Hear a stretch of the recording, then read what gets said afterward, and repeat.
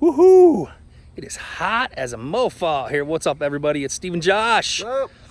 Hey, we're gonna do a little training video. Josh is getting the big win of the day on this one, but I wanted to show you how I look at things and why I keep bringing up the word limitless. And I'm the limitless realtor because I got no limits, because we see things differently. So Josh, I sent you this property to look at this morning.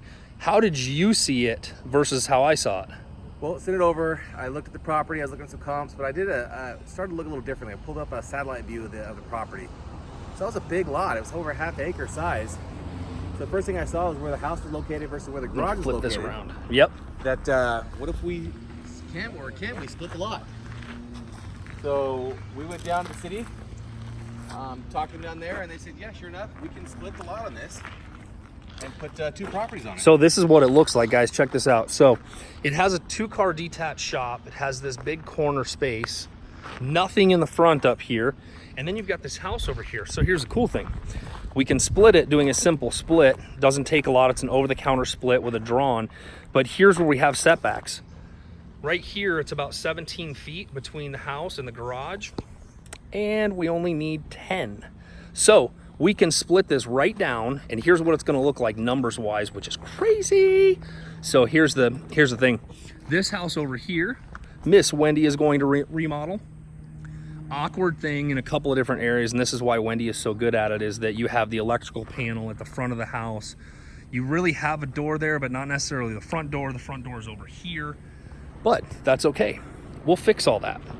So let's go in and take a look, because Josh likes to know what I'm looking at in these houses.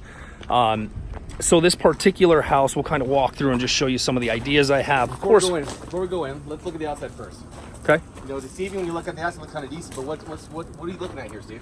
So all the siding is just cracked and weathered because it's a west facing. It's got holes in it. You know, my initial thought would be to stucco the house. This house is about 900 square feet. To stucco it, it's probably going to cost about $5 or $6 grand. Latch for extra security. So this is the front door we walked in. Yep. So turn that around so you can see that. That's the front door. This is the front entrance. It's kind of awkward. Here's the laundry room, bedroom. Yeah, it's a 3, currently a 2-1, correct? 2-1, correct. So we know value-wise, these really who of us put 2 bathrooms in, right? Correct. So looking at this floor plan here and seeing you got a laundry room over here. Yep. We already have a bathroom over here, kitchen Right. over here. We'll get to in a second. Where are some places you think we could put a second bathroom? So the cool thing is you have this bathroom here, which you probably can't see really well, but because there's a drain here where this tub is and you've got plumbing, pretty easy to take this, and there's an attic access right here. So you can take the water supply lines from here and loop up and over. The bathtub's gonna have to come out in order to cut concrete to get another drain in. But what I would do, this is a good sized room here, is I would just pull this back about 5 feet, actually about 4 feet. So you take about from this door here. Hey, look, you can see me in the mirror. So you can take from this door here and make this into a second bathroom and make a master suite. Or you could come over to the laundry room. This is a good sized laundry room, and you definitely have a drain and plumbing lines here, and you could make this a smaller laundry room and turn this into a bathroom as well. So that would be my thoughts. The only difficult part about the laundry room is that then you don't have a master bathroom, but check it out. If I made this into a master bathroom, I could potentially close this in over here and make it a bigger kitchen and actually turn this into the master and that into a hall bath, because you have this big wasted closet right here that we could pull from. And that would give us a hall bathroom and a master bathroom. Bam, problem solved. So we talked about when we walked up the 2 doors, and I asked, Yep. why can't we make this first door we saw up here the front door? Right. And one of those reasons is I think a lot of people, when they walk into floor plans, they don't want to walk right into the kitchen, because people, you know, have messes in the kitchen. Let's be honest, everything's not always clean in the kitchen. So we'd have to figure out how to make some sort of entryway here. And you've got kind of a smaller great room, but it is possible that if we were to pull that kitchen 4 feet back that way, there's enough room to maybe make an entranceway here and still have this big family room. I'd get rid of that pantry. Well, Wendy probably wouldn't agree with that. So that's kind of what I'm thinking. Kind of a smaller great room, but decent to work with. Kitchen isn't bad. We'll go through and do all that stuff. So here's another thing. God, it's so freaking hot in here, Josh.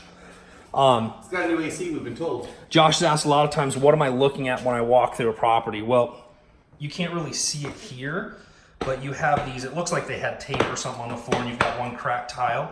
So I always wonder here if this is a foundation issue or it's just bad tile work, or sometimes tiles pop. So here's one of the things I look at is taking into account, see the walls here, walking through the bathroom, looking at the ceiling and looking at the other side.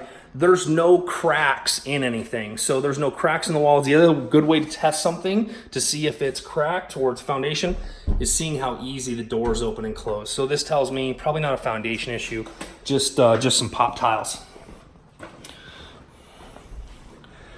Back out into hell. So this has got a great backyard once it's fenced in. It keeps it north-south facing, which is good. We could definitely, off the great room back here where that window is, you know, the broken one, we could put a back door out to the backyard and put a patio on this. There obviously was a patio at one point in time.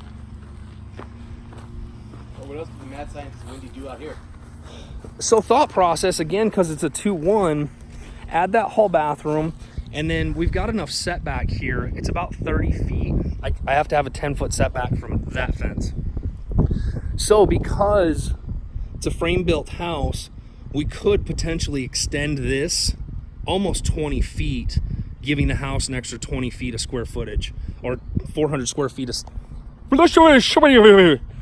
Giving the house another 400 square feet and potentially doing a master suite in the back here and doing a little bit more great room in front.